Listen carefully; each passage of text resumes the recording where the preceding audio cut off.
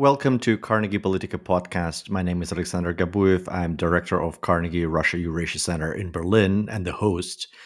The war is approaching its sad second anniversary, and we've been all surprised about many things. First of all, that this war is even possible, but there are many surprises that continue to unfold. One of the major miracles and unexplained realities is the remarkable resilience of the Russian economy. When the West has introduced sanctions against Russia immediately after the full-blown onslaught on Ukrainian territory, the hope was that the sanctions will attach cost to Russia's behavior, but at the same time will be also able to stop flow of materials and money to Putin's war chest and impact the Kremlin's decision. So probably uh, it would stop the war, but it never materialized. So today we're gonna talk about why that happened and how is Putin's war economy doing going into 2024? What should we expect? And we have a terrific guest to help us unpack this reality. My colleague Alexandra Prokopenko, who is non-resident scholar at Carnegie Russia Eurasia Center, and she's also working for ZOIS and German Council on Foreign Relations. And before the war, she has been senior advisor at Bank of Russia, Russian central bank, and had a journalistic career working as the Kremlin reporter for multiple Russian publications, including Vedomosti, back then a very reputed business newspaper. Very warm welcome, Alexandra. Hello, Sasha. Very nice to hear you. Very nice to meet you here. Well, before you left Russia, you've been employed by the central bank, which seems to be the ivory tower or the castle of competence inside the Russian bureaucracy. All the time that I'm discussing Russian politics with Western interlocutors, my main point is that if you're looking for Team A inside the Russian bureaucracy, don't look at the Russian military, don't look at the Russian intelligence, look at the central bank. That's where the most competent people are employed. You were among one of the few officials who resigned and left the country. Not that many of your peers, be it in the central bank or in other ministries, have followed the same trajectory. And they've stayed, and probably the fact that these competent people are still working for the Russian government is one of the secret sauces of the remarkable resilience of the Russian economy. How do you explain why many of the Russian bureaucrats chose to stay, though we know from conversations that we are having that many of them don't approve Putin's war? Well, as you said, central bankers are the most competent part of Russian bureaucracy, as part of Russian public services, we can call that.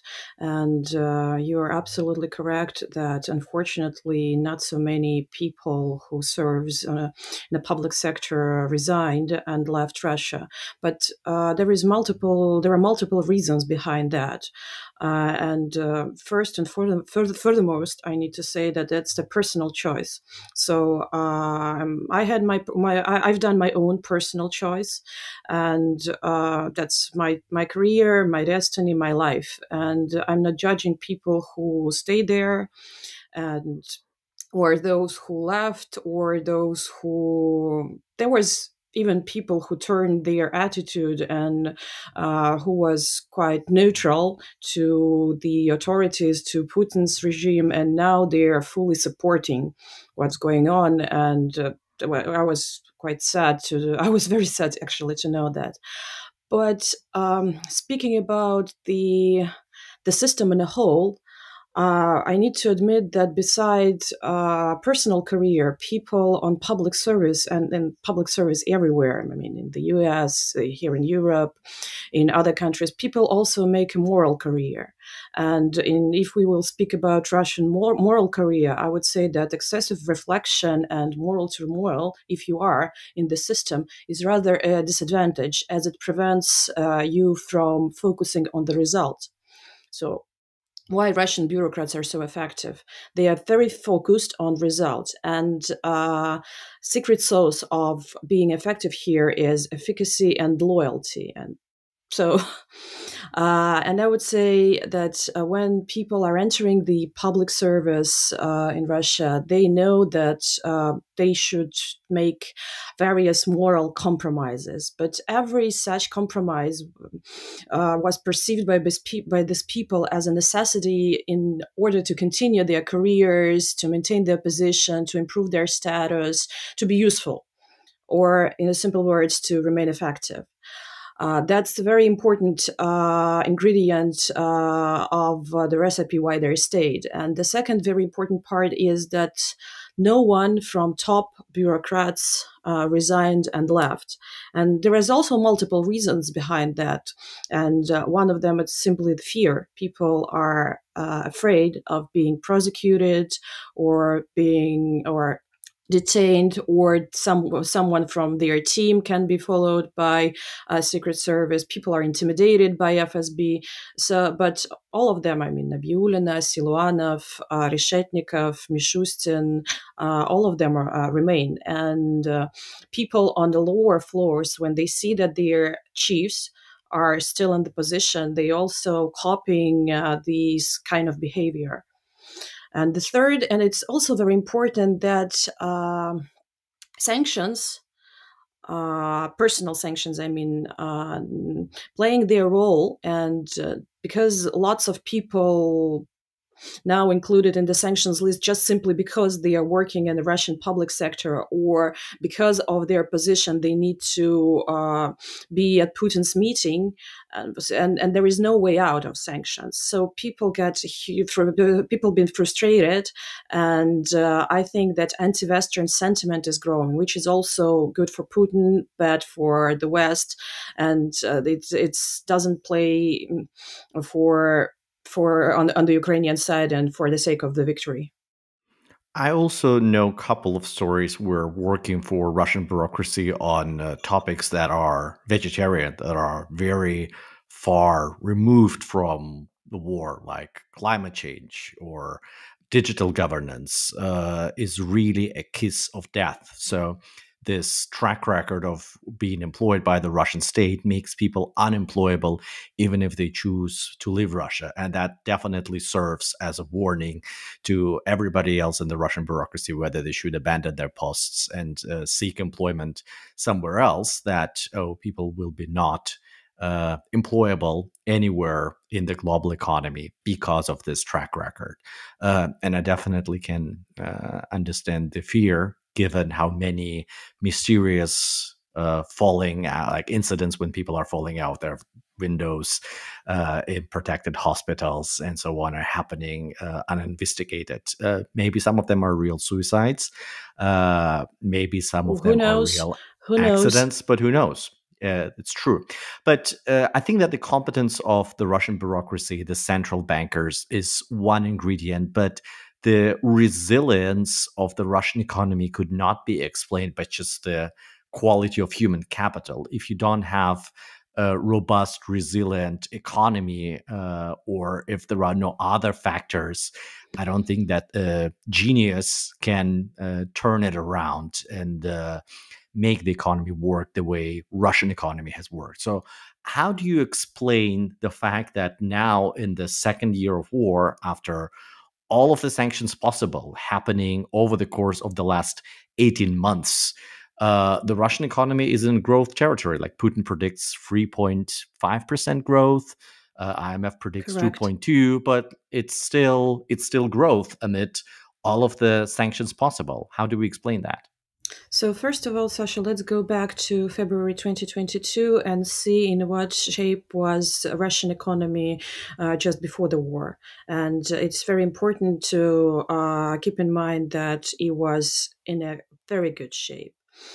So it was recovery after a pandemic, and GDP in the first quarter was growing at 3.5%. Citizens' wages, credit, mortgages were rising.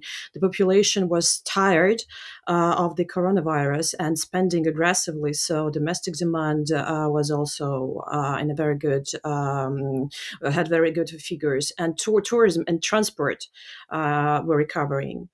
Unemployment was at historically low levels, but it was not as we have now, and I think we'll come back to this figure later. But the main external risks for Russia were considered to be tightening monetary policy by developed countries because of inflation and spillover, and so that would have spillover effects on the Russian economy, on the economy of emerging countries, and possible new strains of coronavirus. And the unprovoked full-scale invasion of Ukraine very fast turned this bright picture into the black one. But what I needed, but here we need to stand and look precisely on what Russian financial authorities done. So first of all, actually, they were prepared to sanctions. Russian government and presidential staff, they made, and Russian state businesses, corporates, they ran stress tests, but no one, of course, no one expected that there would be that the West will play with its best cards with the first sanctions package. So. What was done by Finmin and central bank in response? They simply put Russian economy into artificial coma because there was central bank raised the key rate to 20%. They also imposed the temporary capital control, and they forced exporters to sell export revenues, and this. And they prohibited non-residents to leave Russian market. This was done in response of reserve freezing. And here we need to admit that actually there was very, from the Western point of view, it was very effective symbolic gesture and symbolic measure to freeze Russian reserves.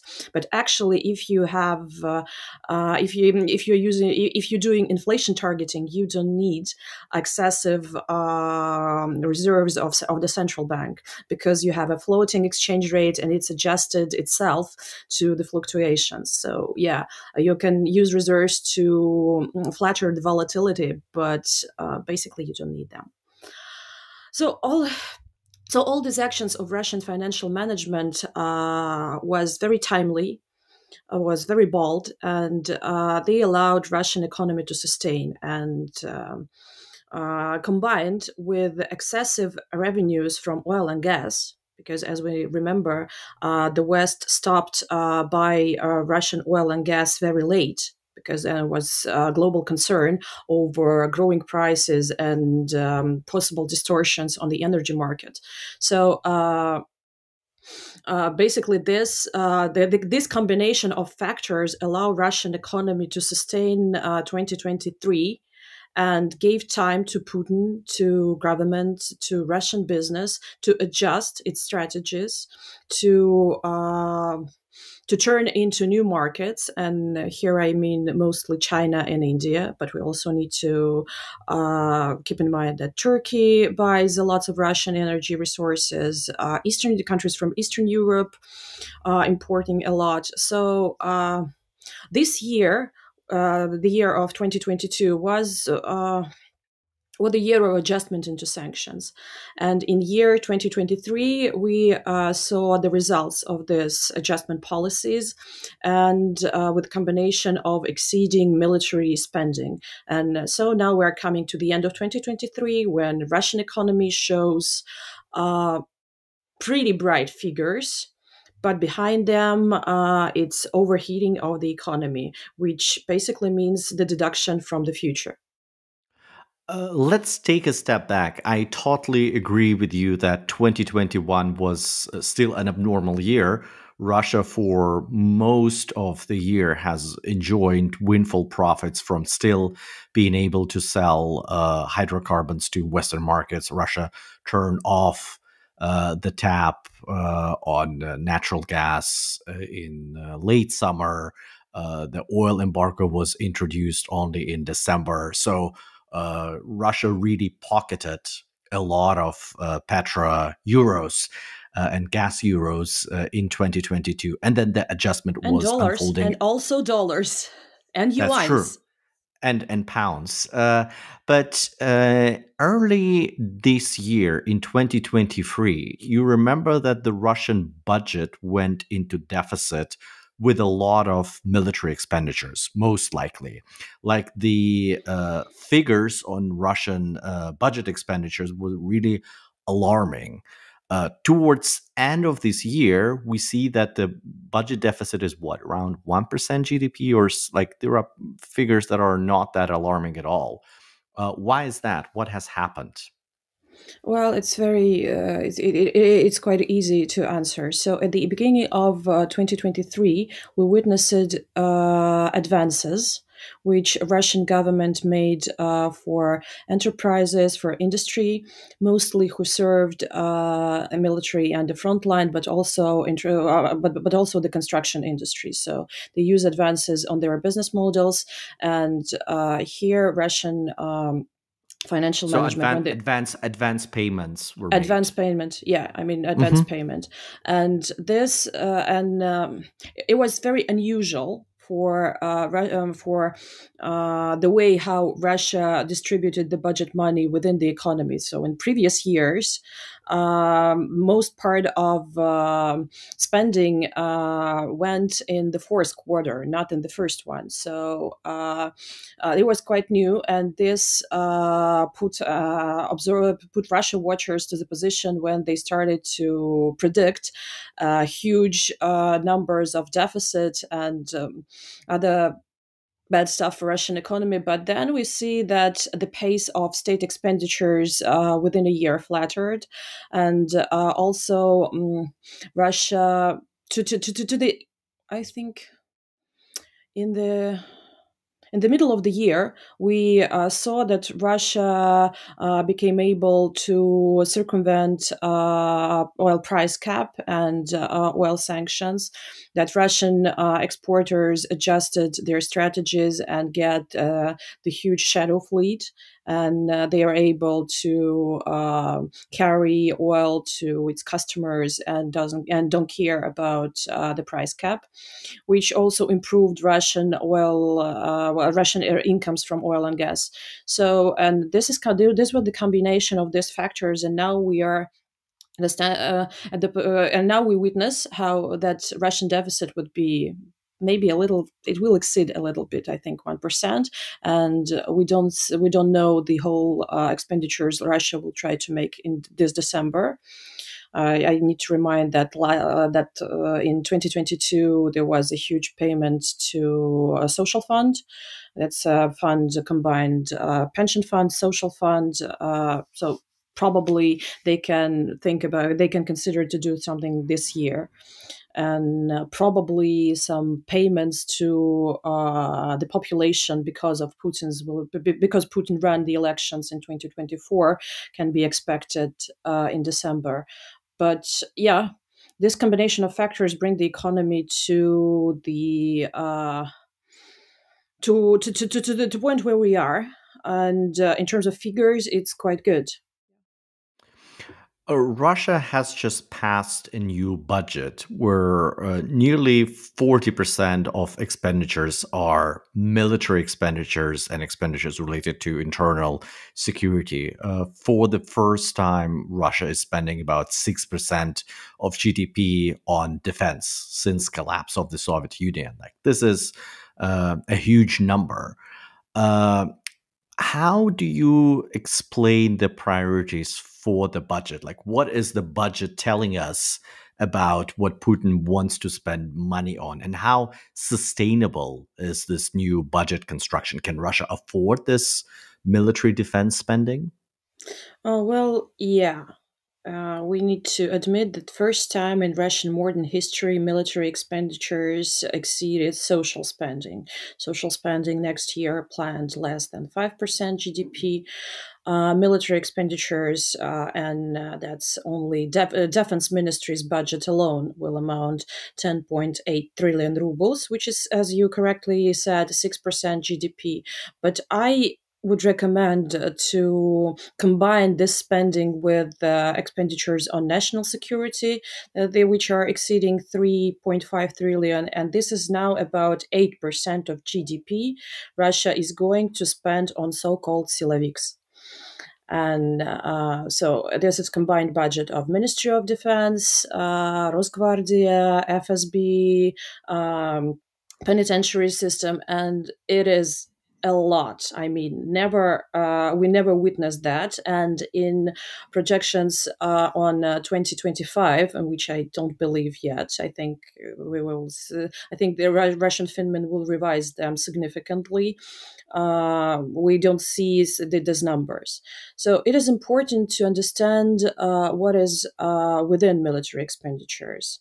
And here we see about 2 to 3 times growth of purchases of weapons and military equipment, inflation, inflation on arms and military equipment, which is, as I calculated, was about 20%. It's quite correlated with the prices of industrial manufacturers. Payments to personnel, which are growing, and payments to wounded and families of the dead. So, and all this is 10.8 trillion rubles, which is, as I said, a lot. So the priorities of the budget on 2024 is continuing a war with Ukraine, national security. I wouldn't say social spending, but I need to say that that there is also 4 new regions, so 4 so-called new regions, their next territories, which Russia is going to develop. And in 2023, as the head of Rosfin Monitoring, Yuri Chekhanshin, that's Russian financial intelligence, revealed the numbers that they spend 1.7 trillion rubles, which approximately $17 billion, to on these annexed territories. So I think that they will continue spending there. Okay. Yeah, so that's the priorities. Are they sustainable, you ask? It is a very good question, because on the budget there is a very bold assumption of high oil prices. So they predict that Brent oil price would be approximately $85 dollars per barrel, the average oil price, I mean. And this means that Ural's price would be approximately $70 per barrel. They also predict economic growth, so economy itself will produce taxes, and they will collect them and will finance war and social spending. It's also very important to keep in mind that Russian financial ministry financing military and social spending from what they get from non-oil and gas revenues, but they predict very low inflation, which I don't believe with such with the 22% of expenditures growth. It cannot be combined with 4.5% inflation at the end of 2024. And there are bubble on the mortgage, in construction, which with which Russian financial authorities need to deal somehow in 2024. So I would say, if the situation will remain relatively the same, I mean, so the sanctions pressure would remain the same as it is now. The oil prices would be the same. Putin will pass 2024 with the resources he has, because sanctions isolated Russian economy from most external shocks. If something happens on the side of oil prices, or for instance, I don't know, economic success are usually come to Russian authorities with some vortex. So they will decide to make some unexpected spending on whatever. this also can bring some distortions to the current design of budget and of the economy performance. What about the labor market? I would assume that given the outflow of workforce as a result of people's exodus, like nearly 500,000 people have relocated out of Russia, and like some of them are competent, well-educated workforce. But also, there is a big pool to go to the front lines because of the cash outs and like, the payments that the government is making. And also the demand for workforce in the military industry. Russia should have a labor shortage given its demographic situation. How is the government addressing that? Um, I don't think that government have a lot of options to addressing that. They know about the problem, they regret, but they cannot attract migrants in in a necessary amount to fulfill vacancies, and for multiple reasons. For instance, because migrants usually are low qualified workers, and people are afraid that they can be moved to the front line, and they don't want to go there, and in their countries they can be prosecuted for serving in this war. That's the first. Second, they cannot hire migrants to this expanded military industry complex because non-Russian citizens are not allowed to work on this kind of industry. Mhm. So, so the only way how Russian, not government, but mostly businesses addressing this program, they are raising wages, and this growing salaries need to attract people, for instance, to remain at the industry, or so basically in terms of individual, the situation is quite favorable to workers, to people, because they feel themselves quite confident in. I wouldn't say that they feel themselves confident in tomorrow, because they're spending money, and we see a boom in consumer spending. So people saving not so much. They're mostly they buying new cars, they buying apartments, they do renovations. They spend for just because they have no confidence in tomorrow, and that's their strategy to improve their well-being. So, but in terms of economy, labor shortages, it is a limitation of future growth, as long as the same limitation as export revenues, which are, well, I would say, which are not growing. So yeah, there is there is nothing for Russian government to do with that. They don't have much options, and of course, and of course, war take young and capable men, young and capable workers. I wouldn't exaggerate the importance of the brain drain, because it's only 500,000 people, and partly they are still employed on Russian companies.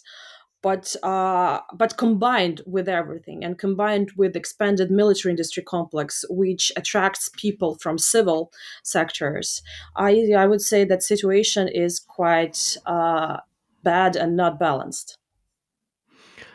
Uh, to finish this up, you drove a picture that is sustainable and that most likely gives Vladimir Putin resources to continue this war, definitely in the next year without major disruptions, but probably for 2 or 3 years. Like the resources will be there.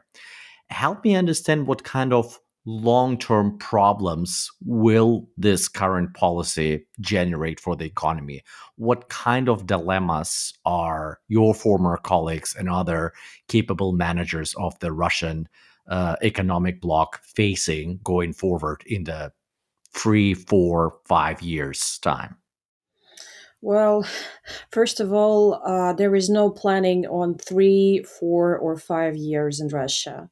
Their timeline horizon is quite low, and if someone can predict what happens at the end of 2024, I would say that probably this person is a liar. No one knows.